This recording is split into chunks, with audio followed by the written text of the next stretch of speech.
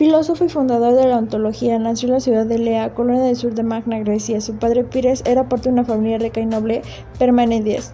Fue discípulo desde edad temprana de Jenofanes y luego asoció a un pitagórico, Animanías, con el que tuvo mejor conexión. Pirámides de Lea pertenece al grupo de filósofos prescráticos. No se conservan demasiados datos de la vida de este filósofo. Se estima que nació en Elea, ciudad griega situada en Italia meridional, en el año 540 a.C. Allí surgía una de las grandes escuelas filosóficas más importantes de la antigua Grecia, la escuela elaica. Tradicionalmente se atribuye la creación a Genofes de Colofón, pero algunos apuntan que pudo ser fundador del propio Parménides. Parménides se inicia en la filosofía a manos de los Pitágoras, pero termina por distanciarse y desarrollar su propio pensamiento filosófico. Su filosofía será muy apreciada por los filósofos prostéticos como Platón. Su pensamiento es uno de los pilares de la escuela elaica, además de dedicarse a la filosofía. Parménides participó activamente en la vida política de su ciudad, contribuyendo en las constituciones de las leyes.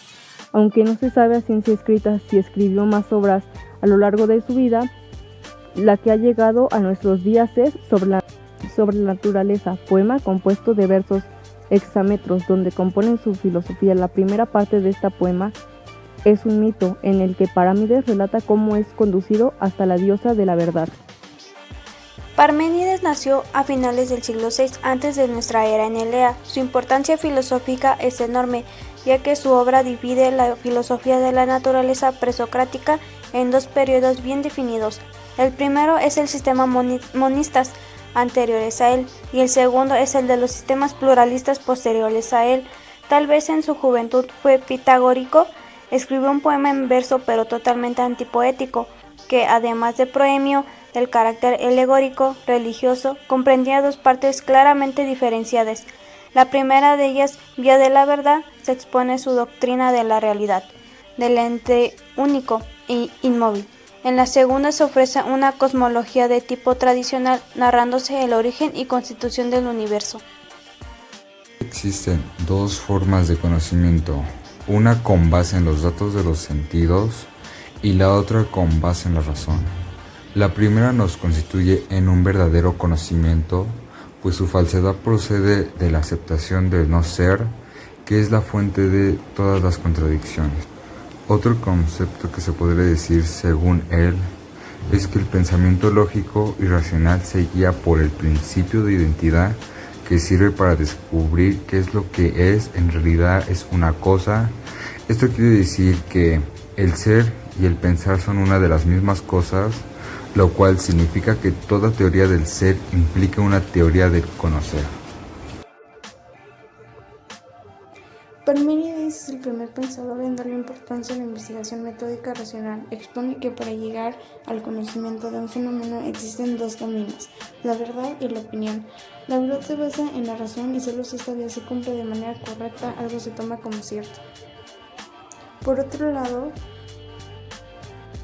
la opinión se usa en los sentidos, los cuales crean una ilusión de cambio y multiplicidad. Por eso, lo que se encuentra por medio de la opinión no es más que un tipo de engaño. Sus obras, de sus escritos solo se han conservado 160 versos pertenecientes a 19 fragmentos de un poema didáctico sobre la naturaleza, en este tratado considerado el primero sobre el ser. Abogaba por la existencia del ser absoluto, cuya no existencia declaraba inconcebible, pero cuya naturaleza admitía ser también inconcebible, ya que el ser absoluto está disociado de toda limitación bajo la cual se piensa el ser humano. En sus pensamientos mantenía que los fenómenos de la naturaleza son solo aparentes y debidos en esencia. El error humano parecen existir, pero no tienen entidad real. En algo podrían estar de acuerdo todos los filósofos del pasado y del presente en la sorprendente grandeza del pensamiento. Parménides, por el rigor de sus argumentaciones y la profundidad de sus análisis, Platón lo definió como venerado y terrible. lo dedicó un diálogo el Parménides,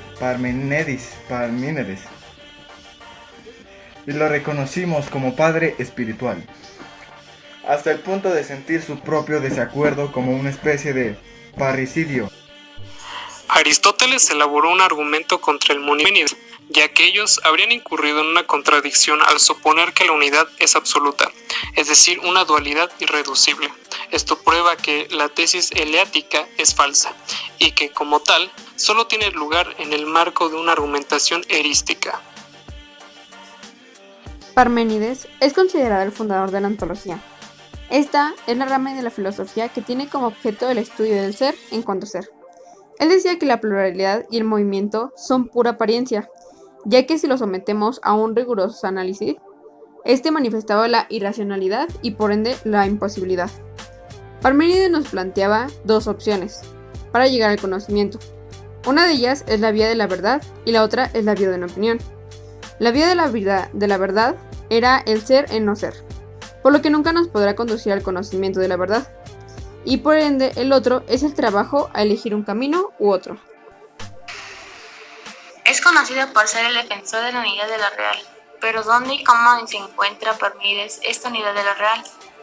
Si bien los filósofos anteriores habían dado por sentada la realidad de las cosas, Parménides da un paso atrás y se sorprende, precisamente del hecho de que haya cosas, pero ¿qué es, en definitiva, eso que existe?